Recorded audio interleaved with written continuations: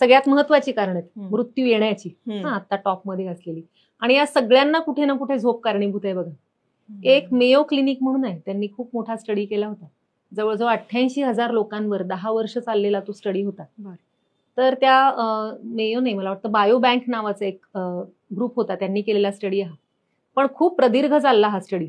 आणि त्याच्यात असं प्रूव्ह झालं की ज्यांची झोप चांगली आहे त्यांच्यामध्ये हृदयरोगाचा धोका जवळजवळ 33% कमी होतो. इन्शुलिन सेन्सिटिव्हिटी, ज्यामुळे शुगर वाढते त्याचं प्रमाण मेंटेन होतं. वजन वाढण्याचा धोका ज्यांची झोप चांगली आहे त्यांच्यामध्ये जवळजवळ 30-40% कमी होतो.